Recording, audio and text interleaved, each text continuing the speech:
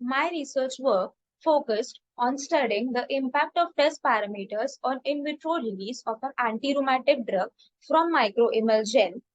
In vitro release testing is used as a quality control tool for drug development and a physical parameter for establishing the product equivalence. It also assesses the effects of formulation factors, manufacturing methods, and batch to batch variation. It also establishes in vitro in vivo correlationship.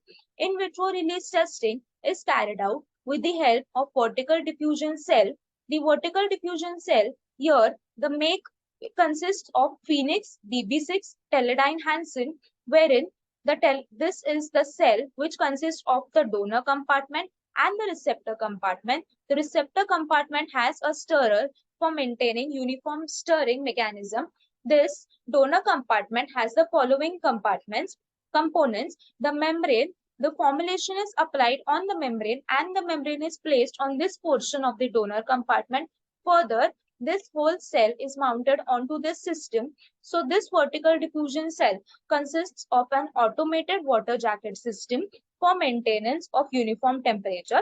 It is used as a tool for assessing the drug release from semi-solid dosage forms with uniform stirring mechanism and to monitor the temperature.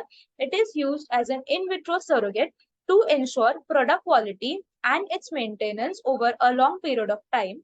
The optimization parameters consisted of apparatus optimization and method optimization. Apparatus optimization was further subclassified as stirring speed and cell capacity, whereas method optimization was classified as media composition and type of membrane. The objectives of my research work was to develop a microemulsion based gel of an anti-rheumatoid drug for topical delivery to screen the various parameters impacting release of drug from microemulsion to carry out optimization of in vitro release study with varying critical parameters of vertical diffusion cell. The first step was to formulate microemulsion. So microemulsion consisted of leflunomide as the drug, propylene glycol dilaurate as the oil, surfactants and co-surfactants were added to form microemulsion. Its characterization tests were performed wherein the mean globule size was found to be 17 nanometers and the polydispersibility index was found to be less than 0.2. A suitable gelling agent like carbopol 974P was added to this microemulsion to form microemulgel. Its characterization tests were performed like mean particle size of 46 nanometers was found, PDI of 0.3, viscosity of 7 lakhs 7,800 centipoise and a spreadability of 1.8 grams centimeters per second was found. The optimization parameters for vertical diffusion cell were stirring speed of 400 rpm, 2000 rpm. The next parameter which was optimized was media composition of phosphate buffer saline is to methanol, that is 55 is to 45, 60 is to 40 and 65 is to 35. These ratios were taken. The third parameter was cell capacity. The cell capacity was varied between 10 ml and 15 ml. And finally, the last parameter was type of membrane. 3 membranes were chosen for conducting this study, that is cellulose acetate of 12 kilodaltons cutoff, SU4 of 0.45 micrometers and PVDF of 0.45 micrometers.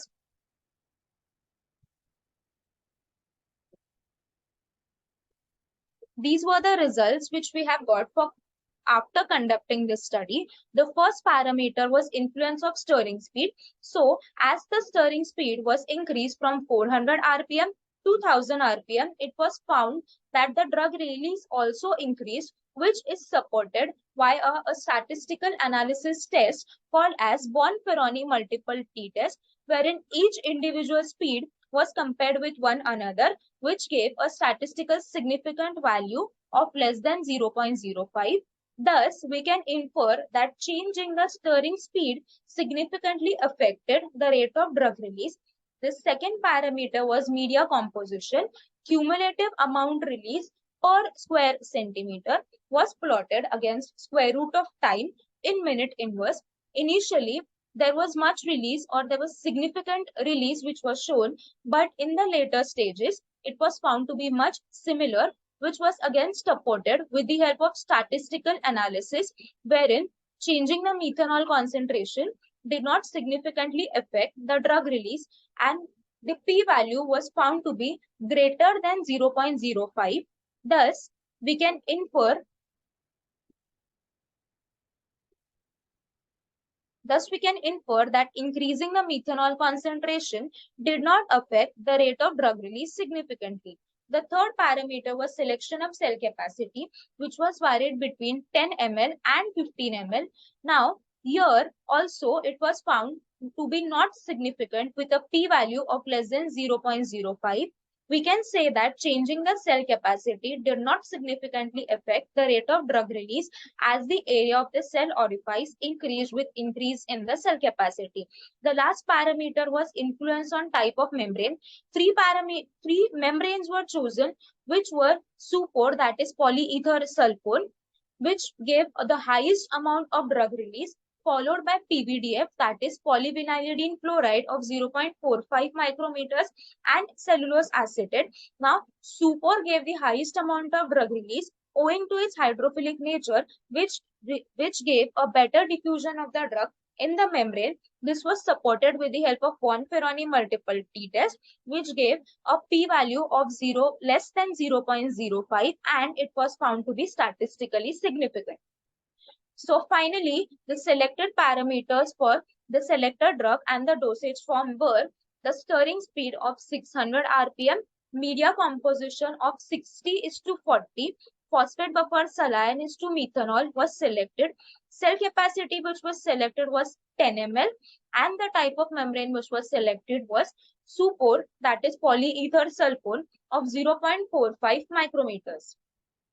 To summarize, we can state that the present study explores the major factors influencing diffusion kinetics. It establishes the changes in speed of agitation and type of membrane has a significant effect on the drug release, while changing the capacity of the cell and the receptor media composition did not significantly affect the drug release. Thus, results of these investigations will help in better optimization of in vitro release testing and aid in designing of semi-solid dosage form. These were the references that I have used for carrying out my study. Thank you.